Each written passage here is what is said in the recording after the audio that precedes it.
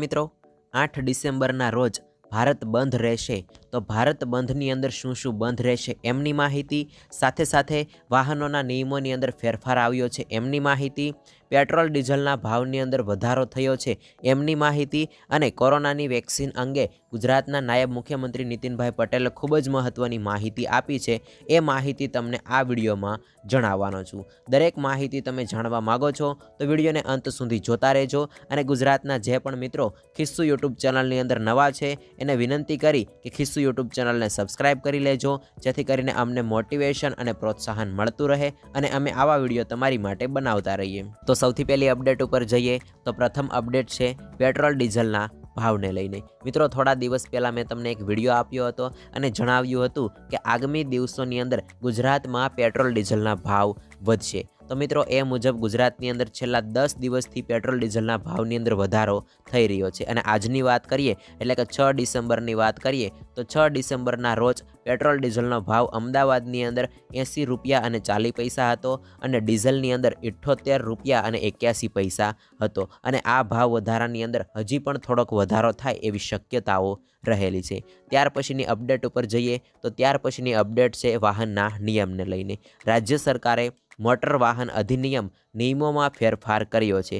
હવે ટ્રાફિક ગુનાઓ માટે જવાબદાર જે પણ વ્યક્તિ હશે એ વ્યક્તિ પાસેથી જ દંડ છે એ વસૂલ કરવામાં આવશે। આ પહેલાં ટ્રાફિક ગુનાઓમાં દંડની વસૂલાત છે એ ડ્રાઈવર, કંડક્ટર, વાહન માલિક કે પેસેન્જર પાસેથી ડબલ દંડ છે એ વસૂલ કરવામાં આવતો હતો, પરંતુ મિત્રો હવે જે પણ વ્યક્તિ વાહન ચલાવતો હશે અને એ વ્યક્તિ રૂલ્સનો ભંગ કરશે તો એમની પાસેથી જ દંડ છે એ વસૂલ કરવામાં આવશે। એટલે કે એનો જે માલિક હોય એ માલિક પાસેથી દંડ છે એ વસૂલ કરવામાં નહીં આવે। તો મિત્રો વાહનના આ નિયમની અંદર પણ સરકારે છે એ ફેરફાર કર્યો છે।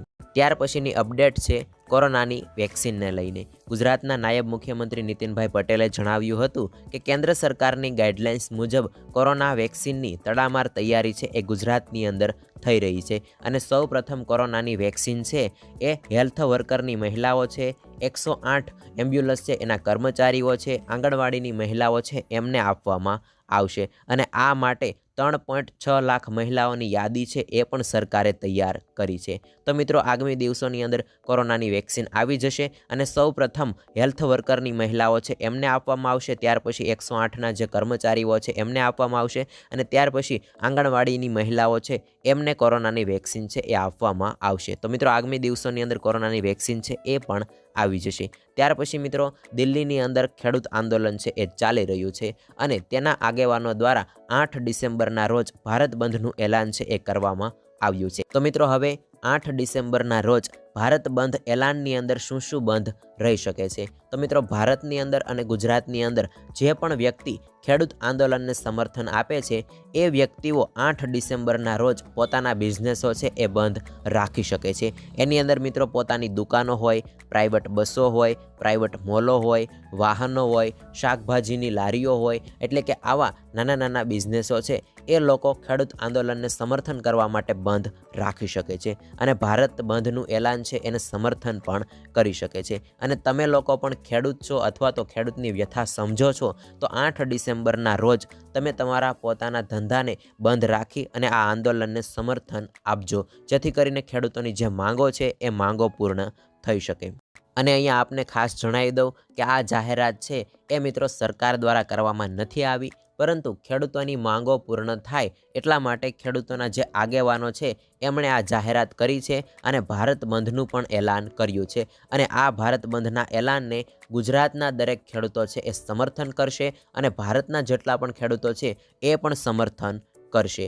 અને ગુજરાતની અંદર બીજા જે વેપારી સંગઠનો છે અથવા તો નાના નાના લોકો છે અને ગુજરાતના ખેડૂતોની વ્યથા સમજે છે એ લોકો પણ આ ભારત બંધના એલાનને સમર્થન કરશે। એટલે મિત્રો સંપૂર્ણ ભારત બંધ થાય એવી શક્યતાઓ થોડીક ઓછી ગણી શકાય। તમને જીવન જરૂરિયાતની વસ્તુઓ છે એ તે દિવસે મળી શકે છે, એટલે ડરવાની જરૂર નથી, પરંતુ તમે ખેડૂત છો, ખેડૂતની વ્યથા સમજો છો તો ખાસ કરીને આ આંદોલનને સમર્થન કરજો અને સમર્થન કરતા હો તો ખાસ નીચે એક કોમેન્ટ કરી દેજો, જય જવાન જય કિસાન, ચેનલને સબસ્ક્રાઇબ કરી લેજો અને આ વિડીયોને તમારા વોટ્સઅપ ગ્રુપની અંદર, ફેસબુક ગ્રુપની અંદર શેર કરજો, જેથી કરીને એ લોકો પણ જાણી શકે અને દિલ્હીની અંદર ખેડૂતોનું જે સૌથી મોટું આંદોલન ચાલી રહ્યું છે એને સમર્થન કરી શકે અને ખેડૂતોની એક શક્તિ છે એ સરકારને બતાવી શકે, જેથી કરીને સરકાર ખેડૂતોની દરેક માંગો છે એ પૂર્ણ કરે. તો મિત્રો, વધારે માહિતી માટે ફરી એક વખત મળશું નવા વિડીયો સાથે, નવી માહિતી સાથે. ત્યાં સુધી આવજો. જય જવાન, જય કિસાન, શુભ રાત્રિ.